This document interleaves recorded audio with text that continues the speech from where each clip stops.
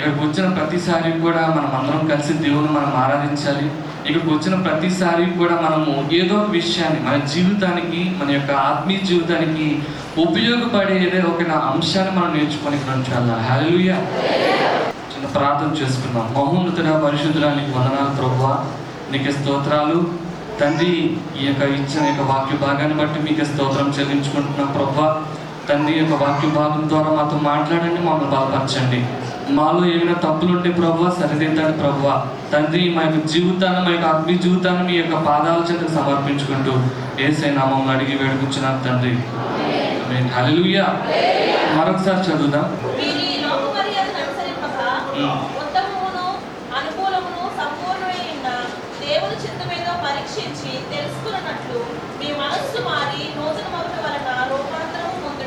దేవునికి స్తోత్రం. హల్లెలూయా. మీరు ఈ లోక మర్యాదను అనుసరింపక ఉత్తమమును, అనుకూలమును, సంపూర్ణమై ఉన్న దేవుని చిత్తమేదో పరీక్షించి తెలుసుకున్నట్లు మీ మనసు మారి నూతన మగుట వలన రూపాంతరము పొందుడి. హల్లెలూయా. ఈరోజు నేను చెప్పబోయే అంశం కావాలనో లేదంటే అనుకోకుండా మనం లోకంలోకి వెళ్ళిపోయాం. కొన్ని పరిస్థితులు బట్టో లేదంటే కొన్ని కారణాలు బట్టి మనం దేవునికి చాలా దూరంగా వెళ్ళిపోయాం. సరే, ఒక రోజున దేవుడు మనతో మాట్లాడాడు, పశ్చాత్తాపం పొందాము. తిరిగి వస్తే దేవుడు మనకి ఏం చేస్తాడన్న విషయాన్ని, లోకంలో నుంచి దేవునిలోకి తిరిగి వస్తే మన జీవితాల్లో దేవుడు ఏం చేస్తాడన్న విషయాలు, కొన్ని విషయాలు మీతో మాట్లాడాలనుకుంటున్నాడు. హల్లెలూయా. ఇక్కడ రోమపత్రికలో అపొస్తలుడైన పౌలు చెప్తా ఉన్నాడు, ఈ లోక మర్యాదలను అనుసరింపక, ఈ లోక మర్యాదలను ఏం చేయకూడదు, అనుసరించకూడదు. ఏది ఉత్తమమో, ఏది అనుకూలమో, సంపూర్ణమైన దేవుని చిత్తం ఏదో పరీక్షించి వాటిని తెలుసుకున్నట్లు మీ మనస్సు మారి నూతన మగుట వలన రూపాంతరము పొందుడి. ఈ వాక్యాన్ని మనము బాగా మన జీవితానికి మనం అప్లై చేసుకుంటే, లేదంటే మనము బాగా దీన్ని అర్థం చేసుకుంటే, లోక మర్యాదను అనుసరించకూడదు, దేవుని వైపు మనం తిరిగి రావాలి. లేదంటే పాపాన్ని విడిచిపెట్టి మనం దేవునిలోకి తిరిగి రావాలంటే మనము ఇంకా లోకంలో ఉన్న మర్యాదలు కానీ, లోకంలో ఉన్న ఆచారాలు కానీ పాటించడానికి వీల్లేదు. హల్లెలూయా. హల్లెలూయా. ఇంకా నువ్వు వాటిని పాటిస్తున్నావు, ఇంకా నువ్వు లోక మర్యాదలను, లోక ఆచారాల వైపు నువ్వు మొగ్గు చూపుతున్నావు అంటే నువ్వు ఇంకా పాపంలోనే ఉన్నట్టు, కానీ నువ్వు దేవుని వైపు ఇంకా తిరగలేదు. హల్లెలూయా. హల్లెలూయా. అందుకే ప్రకటన గ్రంథంలో ఒక మాట చెప్తా ఉంటాడు, నాకు మాట చాలా ఇష్టం. అయితే చల్లగైనైతే ఉండాలి, లేదంటే వెచ్చగానైనా ఉండాలి. నులివెచ్చగా ఉంటే దేవుడు ఏం చేస్తాడండి చెప్పండి? అందరికీ తెలిసిన వాక్యమే, ఉమ్మేస్తానంటాడు. ఏమేస్తానంటాడు? అయితే చల్లగైనా ఉండాలి, లేదంటే వెచ్చగైనా ఉండాలి. అయితే వెలుగులైనా ఉండాలి, లేదంటే చీకట్లైనా ఉండాలి. అయితే నిజమైనా మాట్లాడాలి, లేదంటే అబద్ధమైనా మాట్లాడాలి. అంతేగాని నేను లోకంలోనూ ఉంటాను, నేను దేవుళ్ళలోనూ ఉంటానంటే దేవుడు మొక్కమాటలు లేకుండా చెప్తా ఉన్నాడు. మొక్కం మీద ఏం వేస్తాడంట? ఉమ్ము వేస్తాడంట. ఒకసారి ఆలోచించండి. మనం ప్రతి ఆదివారము, ప్రతి ఉపవాస కూడికలకి, ప్రతి బలారాధనకు వచ్చి చక్కగా దేవుణ్ణి ఆరాధిస్తున్నాము, పాటలు పాడుతున్నాము, సాక్ష్యాలు చెప్తున్నాము, దేవుని మాటలు అంగీకరిస్తున్నాము. ఇన్ని భూలోకంలో ఇన్ని పనులు చేసిన తర్వాత మనము ఆయన దగ్గర నిల్చున్నప్పుడు ఆయన చేత ఉమ్మేయించుకుంటాము. మనం అంతకన్నా దౌర్భాగ్యమైన స్థితి ఇంకేమైనా ఉందా చెప్పండి? ఈ లోకస్తులు, ఈ గుడి దాటి బయట ఉన్న వాళ్ళకి తెలియదు. పోనీ వాళ్ళు ఉమ్మేయించుకున్నారంటే అది వేరే అర్థం. నీకు అన్నీ తెలుసు కదా, నీకు దేవుని వాక్యం తెలుసు, దేవుడు ఎవరో తెలుసు, ఆయన ఎటువంటి వాడో నీకు తెలిసినప్పుడు నువ్వు ఈ లోకంలో ఎలా ఉండాలి, ఈ భూలోకంలో దేవుడు ఇచ్చిన జీవితాన్ని నువ్వు ఎలా కాపాడుకోవాలి? హల్లెలూయా. అందుకే చెప్తా ఉన్నాడు, మీ లోక మర్యాదలను అనుసరింపక ఏది ఉత్తమమును, అనుకూలమును, సంపూర్ణమైన దేవుని చిత్తం ఏదో పరీక్షించి మనం ఏం చేసుకోవాలి? పరీక్షించి తెలుసుకున్నట్లు మీ మనసు మారి నూతన మగుట వలన రూపాంతరము పొందుడి. హల్లెలూయా. హల్లెలూయా. అక్కడ మారు మనసు మనం చూస్తాం. మనసు మారాలి. దేవుని దగ్గరికి నువ్వు తిరిగి వస్తున్నావు అంటే, నేను పాపాలు విడిచిపెట్టాను, నేను దేవుని దగ్గర తిరిగి వస్తానని సరిపోదు. నీ హృదయం మారాలి, నీ హృదయం నూతన పరచబడాలి. ఒకప్పుడు ఉన్న పాపపు జీవితాన్ని అంతా కూడా నువ్వు విడిచిపెట్టి నువ్వు ఎప్పుడైతే మారు మనసుతో పశ్చాత్తాపంతో దేవుని దగ్గరికి తిరిగి వస్తావో దేవుని జీవితాల్లో గొప్ప కార్యాలు చేస్తాడు. హల్లెలూయా. ఒకవేళ అవన్నీ విడిచిపెట్టకుండా నువ్వు దేవుని మందిరంలో ఎన్ని దినాలను గడిపినా సరే దేవుని యొక్క ఆశీర్వాదాలు కానీ దేవుని యొక్క గొప్ప కార్యాలు ఎన్నటికీ మనము చూడలేము. హల్లెలూయా, హల్లెలూయా. లోకంలో నుంచి దేవునిలోకి రావాలి అంటే మనలో ఏముండాలి? మొట్టమొదటిగా మారు మనసు ఉండాలి, పశ్చాత్తాపం ఉండాలి. అనేకమైన భక్తుల్ని మీకు చూపించబోతా ఉన్నాను. అయితే లోకాన్ని విడిచిపెట్టి దేవుళ్ళకి వస్తే దేవుడు ఏం చేస్తాడు? ఈరోజు నా అంశం. అయితే మొట్టమొదటిగా దేవుడు ఏం చేస్తాడు అన్నది ఒకసారి మనం జ్ఞాపకం చేసుకుందాం. లోకాన్ని విడిచిపెట్టి మనము దేవుళ్ళలోకి వస్తే దేవుడు మన పాపాన్ని పరిహరిస్తాడు. హల్లెలూయా, హల్లెలూయా. మన పాపాన్ని ఏం చేస్తాడండి ఆయన? చెప్పాలి. మన యొక్క పాపాన్ని ఏం చేస్తాడైనా? పరిహరించడం అంటే ఏంటి? పరిహరించడం అంటే ఏంటి? చాలామంది ఇచ్చే సమాధానం ఏంటంటే క్షమించడం. అంతే కదా? మీ అందరి హృదయాలు అదే అనుకుంటున్నారా? పరిహరించడం అంటే ఇంకెవరైనా ఏదైనా చెప్పాలనుకుంటున్నారా? Okay, right. హల్లెలూయా. పరిహరించడం అంటే అఫ్కోర్స్ దేవుడు ఖచ్చితంగా మన పాపాలను క్షమిస్తాడు. కానీ ఈ పర్టికులర్ వర్డ్కి ఉన్న అర్థం ఏంటంటే పరిహరించడం అంటే క్షమించడం కాదు. దేవుడు ఖచ్చితంగా క్షమిస్తాడు మన పాపాలని. మనం ఒప్పుకుంటే, తండ్రి నేను పాపం చేశాను ప్రభా, నేను పాపిని ప్రభా అని ఒప్పుకుంటే ఖచ్చితంగా దేవుడు క్షమిస్తాడు. కానీ పరిహరించడము అన్న దానికి అర్థం మనం చూసుకున్నట్లయితే మన పాపాలను దూరం పెట్టడం, లేదంటే మన యొక్క పాపాన్ని తుడిచి వేయడం. హల్లెలూయా. మన పాపాన్ని ఏం చేస్తాడైనా? దూరంగా పెడతాడంట. మన పాపాన్ని ఏం చేస్తాడంట? మనకి కంటికి కనబడకుండా దూరంగా పెట్టి అసలు అవి మన కంటికి కనబడకుండా తుడిచివేస్తారంట. హల్లెలూయా, హల్లెలూయా. కీర్తన గ్రంథము 103వ కీర్తన 12వ వచనం ఒకసారి మనం జ్ఞాపకం చేసుకుందాం. 103వ కీర్తన 12వ వచనం. పడమటికి తూర్పుకు ఎంత దూరమో ఆయన మన అతిక్రమములను మనకు అంత దూరంగా పరిచి ఉన్నాడు. హల్లెలూయా, హల్లెలూయా. పడమటికి తూర్పుకు ఎంత దూరమో మనం లెంత్ కొలవగలమండి. మనం తూర్పుకి, పడమరకి, ఉత్తరకి, దక్షిణకి మనం లెంత్ కొలవగలమా? లేదు. అది చాలా ఎక్కువ డిస్టెన్స్ మనం క్యాల్కులేట్ చేసుకోవచ్చు. అంత దూరము దేవుడు మన యొక్క పాపాన్ని తుడిచివేస్తాడు, లేదంటే దూరపరుస్తాడు. అంటే ఇంకా ఒక మాటలో చెప్పాలంటే నీ కంటి ముందు ఆ యొక్క పాపం కనిపిస్తే మళ్ళీ మళ్ళీ ఆ పాపం చేయాలనిపిస్తూ ఉంటుంది. నీ కంటి ముందు అది కనిపిస్తూ ఉంటే మళ్ళీ మళ్ళీ ఆ పాపం చేయాలనిపిస్తూ ఉంటుంది. అందు నిమిత్తము దేవుడు ఏం చేస్తాడంటే ఆ యొక్క పాపాన్ని పరిహరిస్తాడు. ఎందుకో తెలుసా? నువ్వు ఆల్రెడీ ఈ లోకాన్ని విడిచిపెట్టి మారు మనసు పొంది పశ్చాత్తాపంతో దేవుని దగ్గర తిరిగి వచ్చావు కాబట్టి మళ్ళీ దేవుడు ఆ పాపాన్ని నేను చూపించాలని ఆశపడట్లేదు. మళ్ళీ ఆ పాపాన్ని నీ ముందు పెట్టాలని దేవుడు ఆశపడట్లేదు. ఆ పాపాన్ని నీ ముందు నుంచి తొలగించాలనుకుంటున్నాడు. హల్లెలూయా, హల్లెలూయా. యెషయా గ్రంథము 38వ అధ్యాయము 17వ వచనం.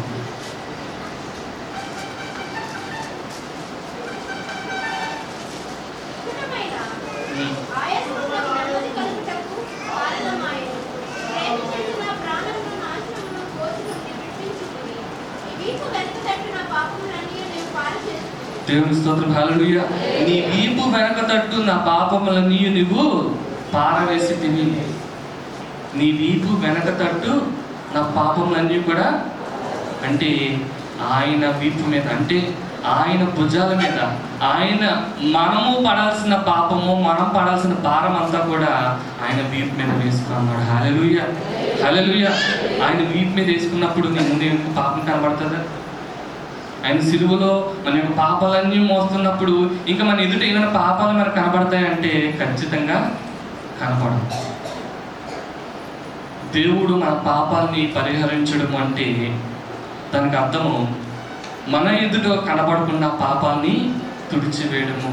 మన ఎదుట పాపాలు కనబడకుండా దేవుడు మీరు ఈ లోక మర్యాదను అనుసరింపగా ఉత్తమమును అనుకూలమును సంపూర్ణమై ఉన్న దేవుని చిత్తం మీద పరీక్షించి తెలుసుకున్నట్లు మీ మనసు మారి నూతన మగుట వలన రూపాంతరము పొందుడి. హల్లెలూయా. ఈరోజు నేను చెప్పబోయే అంశం కావాలనో లేదంటే అనుకోకుండా మనం లోకంలోకి వెళ్ళిపోయాం. కొన్ని పరిస్థితులు బట్టో లేదంటే లేదంటే కొన్ని కారణాలు బట్టి మనం దేవునికి చాలా దూరంగా వెళ్ళిపోయాం. సరే, ఒక రోజున దేవుడు మనతో మాట్లాడాడు, పశ్చాత్తాపం పొందాము, తిరిగి వస్తే దేవుడు మనకి ఏం చేస్తాడన్న విషయాన్ని, లోకంలో నుంచి దేవునిలోకి తిరిగి వస్తే మన జీవితాల్లో దేవుడు ఏం చేస్తాడన్న విషయాలు, కొన్ని విషయాలు మీతో మాట్లాడాలనుకుంటున్నాడు. హల్లెలూయా. ఇక్కడ రోమపత్రికలో అపొస్తలుడైన పౌలు చెప్తా ఉన్నాడు, ఈ లోక మర్యాదలను అనుసరింపక, ఈ లోక మర్యాదలను ఏం చేయకూడదు, అనుసరించకూడదు. ఏది ఉత్తమమో, ఏది అనుకూలమో, సంపూర్ణమైన దేవుని చిత్తం ఏదో పరీక్షించి వాటిని తెలుసుకున్నట్లు మీ మనస్సు మారి నూతన మగుట వలన రూపాంతరము పొందుడి. ఈ వాక్యాన్ని మనము బాగా మన జీవితానికి మనం అప్లై చేసుకుంటే, లేదంటే మనము బాగా దీన్ని అర్థం చేసుకుంటే, లోక మర్యాదలను అనుసరించకూడదు, దేవుని వైపు మనం తిరిగి రావాలి, లేదంటే పాపాన్ని విడిచిపెట్టి మనం దేవునిలోకి తిరిగి రావాలంటే మనము ఇంకా లోకంలో ఉన్న మర్యాదలు కానీ, లోకంలో ఉన్న ఆచారాలు కానీ పాటించడానికి వీల్లేదు. హల్లెలూయా, హల్లెలూయా. ఇంకా నువ్వు వాటిని పాటిస్తున్నావు, ఇంకా నువ్వు లోక మర్యాదలను, లోక ఆచారాల వైపు నువ్వు మొగ్గు చూపుతున్నావు అంటే నువ్వు ఇంకా పాపంలోనే ఉన్నట్టు, కానీ నువ్వు దేవుని వైపు ఇంకా తిరగలేదు. హల్లెలూయా, హల్లెలూయా. అందుకే ప్రకటన గ్రంథంలో ఒక మాట చెప్తా ఉంటాడు, నాకు మాట చాలా ఇష్టం. అయితే చల్లగైనైతే ఉండాలి, లేదంటే వెచ్చగానైనా ఉండాలి. నులివెచ్చగా ఉంటే దేవుడు ఏం చేస్తాడండి చెప్పండి, అందరికీ తెలిసిన వాక్యమే, ఉమ్మేస్తాను అంటాడు. ఏమేస్తానంటున్నాడు? అయితే చల్లగైనా ఉండాలి, లేదంటే వెచ్చగైనా ఉండాలి. అయితే వెలుగులైనా ఉండాలి, లేదంటే చీకట్లైనా ఉండాలి. అయితే నిజమైనా మాట్లాడాలి, లేదంటే అబద్ధమైనా మాట్లాడాలి. అంతేగాని నేను లోకంలోనూ ఉంటాను, నేను దేవుళ్ళలోనూ ఉంటానంటే దేవుడు మొక్కమాటలు లేకుండా చెప్తా ఉన్నాడు. మొక్కం మీద ఏం వేస్తాడంట? ఉమ్ము వేస్తాడంట. ఒకసారి ఆలోచించండి, మనం ప్రతి ఆదివారము, ప్రతి ఉపవాస కూడికలకి, ప్రతి బలారాధనలకు వచ్చి చక్కగా దేవుణ్ణి ఆరాధిస్తున్నాము, పాటలు పాడుతున్నాము, సాక్ష్యాలు చెప్తున్నాము, దేవుని మాటలు అంగీకరిస్తున్నాము. ఇన్ని భూలోకంలో ఇన్ని పనులు చేసిన తర్వాత మనము ఆయన దగ్గర నిల్చున్నప్పుడు ఆయన చేత ఉమ్మేయించుకుంటాము. మనం అంతకన్నా దౌర్భాగ్యమైన స్థితి ఇంకేమైనా ఉందా చెప్పండి? ఈ లోకస్తులు, ఈ గుడి దాటి బయట ఉన్న వాళ్ళకి తెలియదు.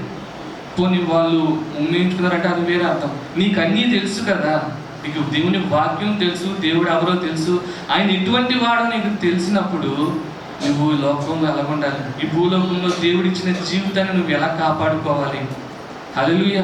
అందుకే చెప్తా ఉన్నాడు, మీ లోక మర్యాదలను అనుసరింపక, ఏది ఉత్తమమును, అనుకూలమును, సంపూర్ణమైన దేవుని చిత్తం ఏదో పరీక్షించి మనం ఏం చేసుకోవాలి?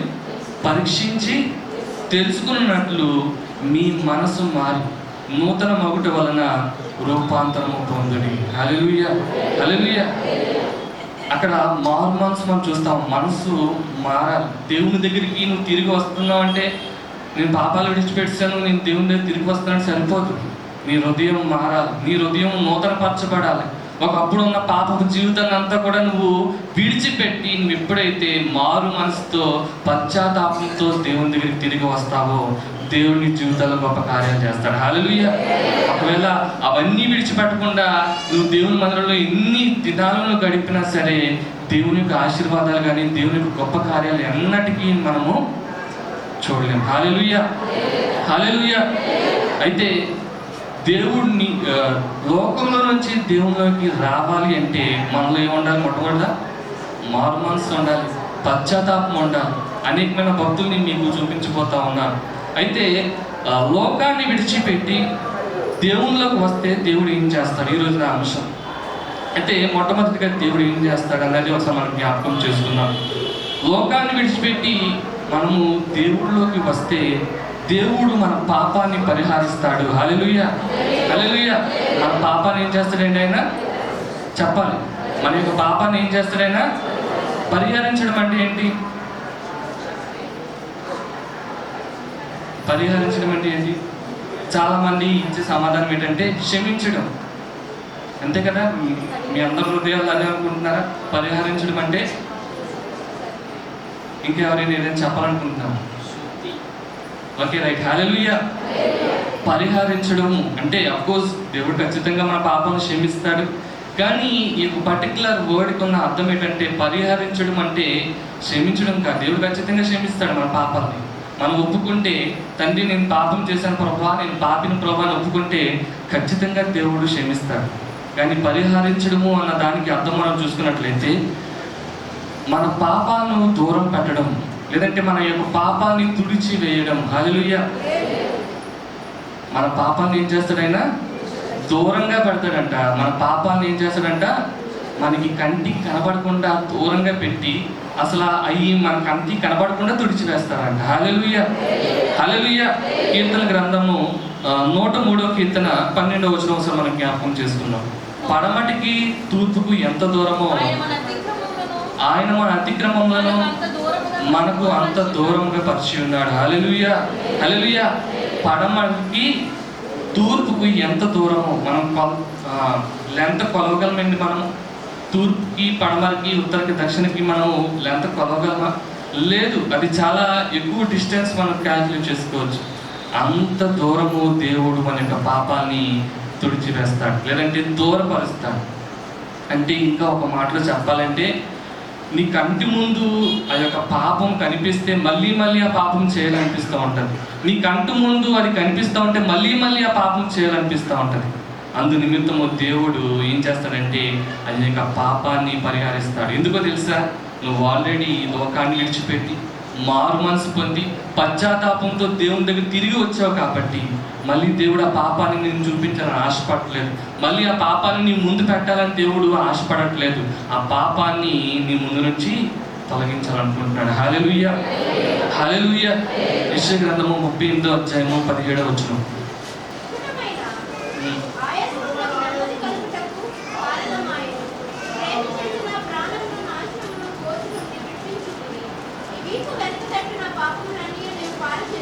దేవుని స్తోత్రం. హల్లెలూయా. నీ వీపు వెనక తట్టు నా పాపములన్నీ నువ్వు పారవేసి తిని. నీ వీపు వెనక తట్టు నా పాపములన్నీ కూడా, అంటే ఆయన వీపు మీద, అంటే ఆయన భుజాల మీద ఆయన మనము పడాల్సిన పాపము, మనం పడాల్సిన భారం అంతా కూడా ఆయన వీపు మీద వేసుకున్నాడు. హల్లెలూయా, హల్లెలూయా. ఆయన వీపు మీద వేసుకున్నప్పుడు నీ ముందు పాపం కనబడుతుందా? ఆయన సిలువలో మన యొక్క పాపాలన్నీ మోస్తున్నప్పుడు ఇంకా మన ఎదుట ఏమైనా పాపాలు మనకు కనబడతాయంటే ఖచ్చితంగా కనపడవు.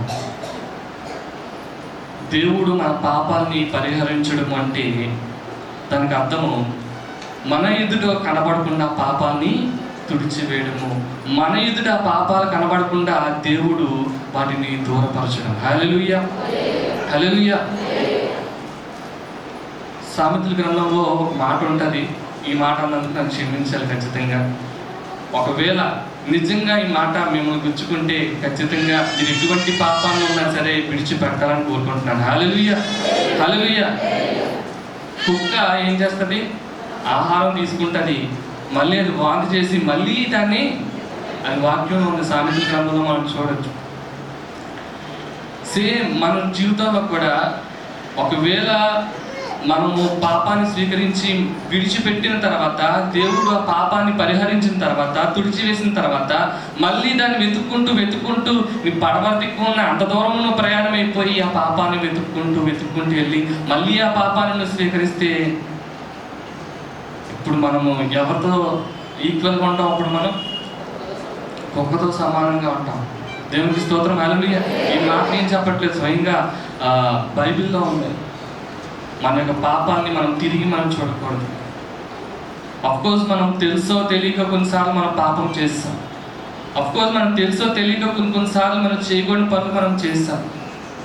దేవుడు ఆ పాపాన్ని అన్నింటినీ కూడా పరిహరించేశాడు. దేవుడు ఆ పాపాలన్నింటిని కూడా దూరపరిచేశాడు. దేవుడు ఆ పాపాలన్నింటిని కూడా ఏం చేశాడండి? తన యొక్క వీపు బ్యాక్ సైడ్ అయినా వేసేసుకున్నాడు. మళ్ళీ నువ్వు తిరిగి చూడకూడదని, ఇంకా నువ్వు పాపం కోసం వెతుకుతూ పాపం కోసమే ఇంకా నువ్వు ప్రాకులాడుతున్నావు అంటే ఈరోజే సరైన సమయం. పాపాన్ని విడిచిపెట్టి దేవునిలోకి తిరిగి రా. దేవునికి స్తోత్రం. హల్లెలూయా. రోమాపత్రిక 4వ అధ్యాయం 7వ వచనం మనం జ్ఞాపకం చేసుకుందాం. ఏలయనగా తన అతిక్రమములకు పరిహారము నొందినవాడు, తన పాపములకు ప్రాయశ్చిత్తము నొందినవాడు ధన్యుడు. హల్లెలూయా. పరిహారం నొందినవాడు తన పాపములకు ఏం చేయాలి? ప్రాయశ్చిత్తం నొందినవాడు ధన్యుడు. అయితే మన కోసం ప్రాయశ్చిత్తం అంటే ఏదైనా మనం అర్పించాలి దేవుడికి. కానీ యేసుక్రీస్తు వారు మన కోసం ఆయన శరీరాన్ని అర్పించేశాడు. హల్లెలూయా, హల్లెలూయా. 2 సమూయేలు 12:13 మనం జ్ఞాపకం చేసుకున్నాం. నేను పాపము చేస్తున్నని దావీదు నాతానుతో అనగా, నాతాను నీవు చావకుండానట్లు యెహోవా నీ పాపమును పరిహరించెను. హల్లెలూయా, హల్లెలూయా. ఇక్కడ దావీదు గురించి మనం జ్ఞాపకం చేసుకున్నట్లయితే మనందరికీ తెలుసు, దావీదు ఒక రాజసింహాసనం మీద ఉన్నప్పుడు, ఒక అధికారంలో ఉన్నప్పుడు ఆయన చేయాల్సిన పనులు మర్చిపోయాడు. ఆయన యుద్ధానికి వెళ్ళాలి ఒక రాజుగా, ముందుండి ఆ యొక్క దేశాన్ని, ఆ యొక్క నాయకుల్ని నడిపించాల్సిన వ్యక్తి యుద్ధాన్ని వేరే వాళ్ళకి అప్పచెప్పేసి, ఆ బాధ్యతలన్నీ వేరే వాళ్ళకి అప్పచెప్పేసి, ఒక రోజున సాయంకాలంన ఆయన ఆ యొక్క గృహం మీద, ఆ యొక్క యెరూషలేము పట్టణం మీద, ఆ యొక్క గోడల దగ్గర అటు ఇటు తిరుగుతూ ఉన్నాడు. మేడ మీద తిరుగుతూ ఉన్నప్పుడు చూడకూడనివి చూశాడు. చూడడం మాత్రమే కాదు, దాన్ని కావాలనుకున్నాడు, దాన్ని అనుభవించాలనుకున్నాడు, దాన్ని ఆశపడ్డాడు. ఎవరు చూడట్లేదులే, నేను చేసిన పాపం ఎవరు చూడట్లేదులే అనుకున్నాడు. కానీ ఒక అతను మాత్రము నిత్యము నిరంతరము చూస్తూ ఉన్నాడు. హల్లెలూయా, హల్లెలూయా. ఒక రోజునంట ఒక చిన్న వ్యక్తి అనుకున్నాడంట, నేను ఎప్పటికైనా పెద్ద ధనవంతుడిని అయిపోవాలి, ప్రపంచంలోని ఒక ఫేమస్ పర్సన్ అయిపోవాలి, లేదంటే ప్రపంచంలో డబ్బు సంపాదించే వ్యక్తిగా మారిపోవాలి, వాళ్ళని బ్రతిమలాడుకోకన్నా నా కాళ్ళ మీద నేను నిలబడాలని చెప్పి చిన్నప్పటి నుంచి అదే ఏంతో ఉన్నాడు అన్నమాట, అదే గోల్తో ఉన్నాడు. ఖచ్చితంగా నేను పెద్ద డబ్బు గలవాడిని అయిపోవాలి. కష్టపడి చదువుకున్నాడు, కష్టపడి జాబ్ సంపాదించాడు. జాబ్ సంపాదించిన తర్వాత తను అనుకున్న దానికోసం కృషి చేస్తూ ఉన్నాడు. ఒక రోజున తను అనుకున్నది రీచ్ అయిపోయాడు. హల్లెలూయా, హల్లెలూయా. ఎప్పుడైతే రీచ్ అయిపోయాడో తన కుటుంబాన్ని పట్టించుకోవడము మానేశాడు. వాళ్ళ యొక్క ఫ్రెండ్స్ కాల్ చేస్తుంటే కాల్స్ కట్ చేస్తూ ఉన్నాడు. వాళ్ళ యొక్క తల్లి ఫోన్ చేస్తుంటే ఫోన్ లిఫ్ట్ చేయట్లేదు. కుమార్తెలు వీడియో కాల్ చేస్తుంటే వీడియో కాల్స్ లిఫ్ట్ చేయట్లేదు. పూర్తిగా ఏం చేశాడండి, కుటుంబాన్ని, స్నేహితుల్ని, బంధువుల్ని, దేవుని అందరినీ కూడా పక్కన పెట్టేసి ఒకటి డిసైడ్ అయిపోయాడంట. బాగా సంపాదించి ఒక డిసైడ్ అయ్యాడంట, నేను ఇంతవరకు సంపాదించింది చాలు, ఇంతవరకు నేను కష్టపడింది చాలు, ఇప్పటి నుంచి నేను ఏదైతే సంపాదించానో దాన్ని అనుభవిస్తాను, దాన్ని అనుభవించిన తర్వాతే నేను మరణిస్తాను. ఖచ్చితంగా నేను ఎంతవరకు సంపాదించిన ప్రతి ధనాన్ని కూడా నా మటుకు నేనే అనుభవించాలి. నా కుటుంబం కాదు, నా స్నేహితులు కాదు, నా బంధువులు కాదు, నేనే అనుభవిస్తాను. ఆఖరికి అది అనుభవించిన తర్వాత అప్పుడు నా మరణాన్ని కోరుకుంటానని చెప్పి ఆయన అనుకుంటా ఉన్నాడు. అలా ఒక హోటల్లోకి వెళ్ళాడంట. హోటల్లోకి వెళ్ళి కూర్చున్నప్పుడు దేవుని దూత వచ్చిందంట. ఆ రూమ్లోకి ఒక దూత వచ్చి, బ్రదర్ నీ టైం అయిపోయింది, ఇంకా నీ లగేజ్ ప్యాక్ చేసుకో, దేవుడు నేను పిలుస్తున్నాడు, ఎంతవరకు నువ్వు ఉన్నది చాలు భూమి మీద, దేవుడు నేను పిలుచుకుంటున్నాడు అని చెప్పగానే ఆయన్ని ఆడడం ప్రారంభించాడంట. అదేంటి, నేను గొప్ప ధనికుడిని, నేను ఇప్పుడే కదా తీర్మానం తీసుకున్నాను, ఇప్పుడే కదా నేను అనుకున్నాను, నేను ఇంకా కొన్ని రోజులు బ్రతకాలి, నాకున్న డబ్బునంతా కూడా నేను అనుభవించాలి, ఇంకా నేను ఇప్పుడే డబ్బును సంపాదించి ఆఫ్ చేసి నేను అనుభవించడానికి ప్రిపేర్ అవుతున్నాను, ఇంతలో నువ్వు వచ్చి ఎంత పెద్ద షాక్ ఇచ్చేస్తే మరి నేను ఏమైపోవాలని చెప్పి ఏడుస్తూ ఉన్నాడంట. లేదు లేదు లేదు, నీ సమయం అయిపోయింది, దేవుడు నేను పిలుచుకుంటున్నాడు, దేవుడు నీ సమయం అయిపోయిందని చెప్పాడు, ఇక్కడ నుంచి నువ్వు బయలుదేరి నాతో పాటు వచ్చాయంటున్నాడట. హల్లెలూయా, హల్లెలూయా. అయితే బ్రతిమలాడుతున్నాడంట, గంటలు అయిపోతుందంట, అయినా సరే దోత ఒప్పుకోవట్లేదంట.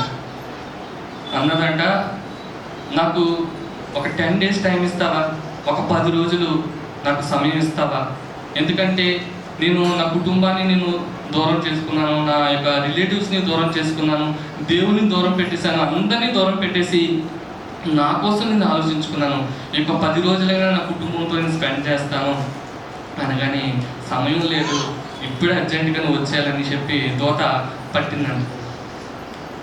ఏడుస్తూ ఏడుస్తూ ఏడుస్తూ మళ్ళీ ఇంకో కొన్ని గంటల తర్వాత కనీసం ఒక రోజైనా సమయం ఇస్తావా, ఒకరోజు నేను ఇక్కడి నుంచి ఈ దేశాన్ని విడిచిపెట్టి వేరే దేశం వెళ్ళడానికి ఒక రోజు పడుతుంది, కానీ నేను వెళ్ళను. నేను ఇక్కడి నుంచే మా యొక్క బంధువులతో మాట్లాడతాను, ఇక్కడి నుంచి మా ఊరితో మాట్లాడతాను, వీడియో కాల్స్ చేస్తాను, వాళ్ళందరికీ జాగ్రత్తలు చెప్తాను, ఒక్క సమయం ఇస్తావా అంటే లేదు, ఒక్కరోజు కూడా నీకు సమయము లేదు, నా సమయాన్ని నువ్వు వృధా చేయకు, అర్జెంటుగా నువ్వు నాతో పాటు వచ్చేయని పట్టిందంట ఆ యొక్క దూత. అయితే 5 నిమిషాలు టైం ఇవ్వు, ఒక 5 నిమిషాలు అంటే 5 నిమిషాలు కూడా సమయం లేదనిస్తుందంట. ఆఖరికి దిక్కులేక కనీసం ఒక్క నిమిషమైనా సమయం ఇస్తావా, ఒక్క నిమిషం కూడా సమయం ఇవ్వా అంటే 1 నిమిషం సమయం ఇస్తాను, ఏం చేసుకుంటావో చేసుకో అని చెప్పి దూత అన్నదంట. 1 నిమిషం సమయం ఇవ్వగానే ఆ యొక్క వ్యక్తి ఒక పెన్ను పేపర్ తీసుకొని, మరి 1 నిమిషంలో వీడియో కాల్ అయితే చేయాలి, కనెక్ట్ అవుతుందో లేదో కూడా తెలియదు, ఒక పెన్ను పేపర్ తీసుకొని ఆ రూమ్లోని రాస్తా ఉన్నాడు. Spend your time to make memories not riches, memories will stay, riches won't. My riches can't by my life, I have missed the biggest treasure of my life. దీని తెలుగులో మనం చూసుకున్నట్లయితే జ్ఞాపకాలు చేసుకోవడానికి సమయం వెచ్చించండి, మెమోరీస్ కోసం ఎక్కువ సమయాన్ని వెచ్చించండి. డబ్బు ఏమవ్వదు, సమయాన్ని ఇవ్వదు, లేదంటే డబ్బు మనల్ని శాశ్వతంగా ఉంచదు, డబ్బు శాశ్వతం కాదు, జ్ఞాపకాలు ఎప్పుడు కూడా నిలుస్తాయి, డబ్బు మాత్రము నిలవదని చెప్తా ఉంది. అది చెప్తా అంటున్నాడు, డబ్బు నా జీవితాన్ని కొనలేకపోయింది. ఇది చాలా జాగ్రత్తగా, డబ్బు నా జీవితాన్ని కొనలేకపోయింది. డబ్బు అయినా తన యొక్క జీవితాన్ని కొనగలిగిందా? అంత కష్టపడి సంపాదించాడు, ఆ డబ్బుతో ఇంకా ఒక 5 రోజులైనా 10 రోజులైనా ఎక్స్ట్రా బ్రతకగలిగాడా? బ్రతలేకపోయాడు. నా జీవితంలో పెద్ద నిధిని నేను కోల్పోయాను. ఏంటి అంటే మొట్టమొదటిగా దేవుణ్ణి, రెండోది నా కుటుంబాన్ని, మూడోది నా స్నేహితుల్ని నేను కోల్పోయాను. హల్లెలూయా, హల్లెలూయా. నిజంగా ఈ రోజున మనము డబ్బే ప్రాముఖ్యత అనుకొని కొన్నిసార్లు మన కుటుంబాలు మనం చూసుకున్నట్లయితే మన తల్లిదండ్రులకు దూరం అయిపోతున్నాం, మన బంధుమిత్రులకు దూరం అయిపోతున్నాము, మరి ముఖ్యంగా దేవునికి మనం దూరం అయిపోతా ఉన్నాం. హల్లెలూయా, హల్లెలూయా. ఆదికాండము 13వ అధ్యాయము 1-2 వచనాలు మనం జ్ఞాపకం చేసుకుందాం.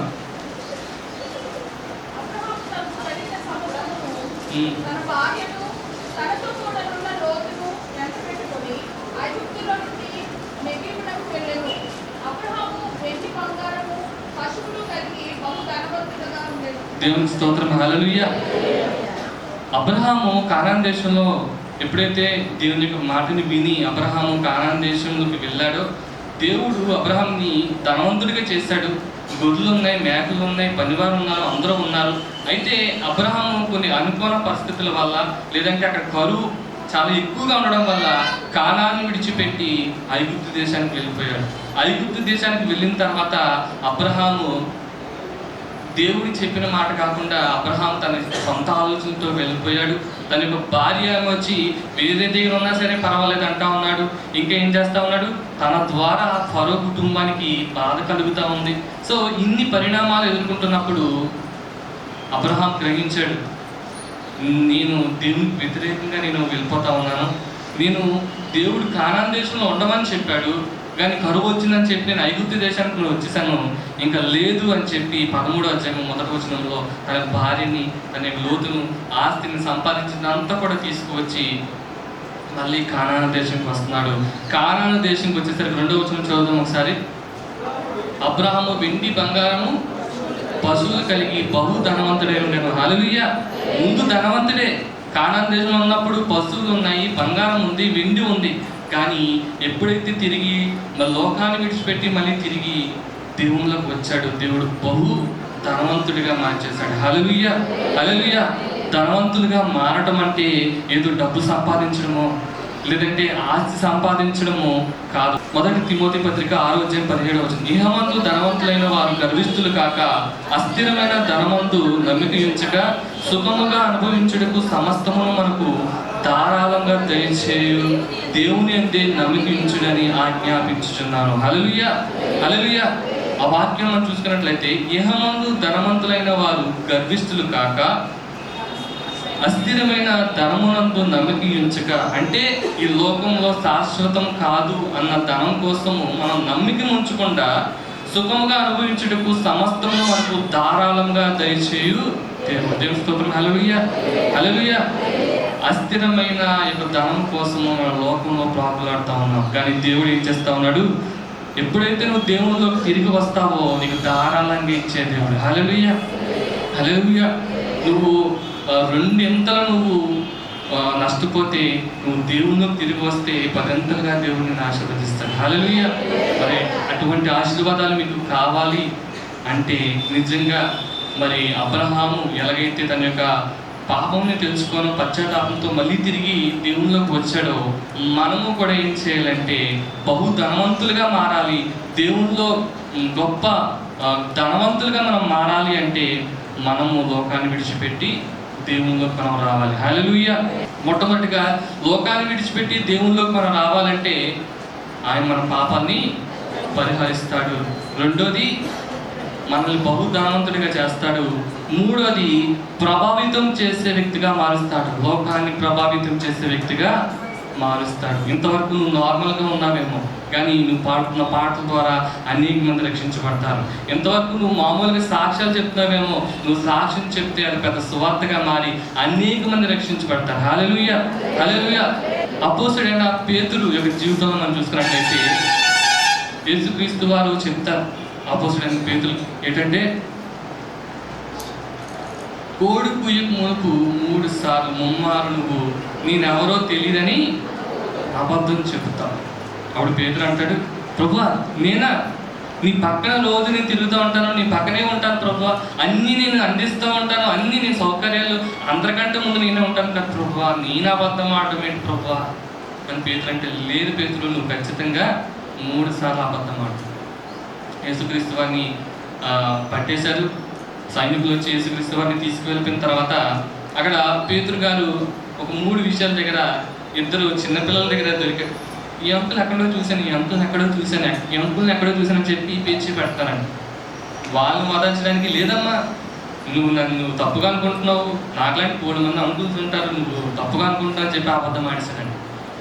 ఇంకో అతను వచ్చి, లేదు లేదు లేదు, ఖచ్చితంగా మొన్న ఎక్కడో అద్భుతం చేసినప్పుడు నేను ఈ వ్యక్తిని నేను చూశాను, సేమ్ గెటప్ సేమ్ ఆకారం అలాగే ఉంది అంటే, లేదయ్యా మీరు ఎవరినో చూసి ఉంటారు, మనిషిని పోని మనుషులు ఉంటారు అని చెప్పి అబద్ధం ఆడేశాడంట.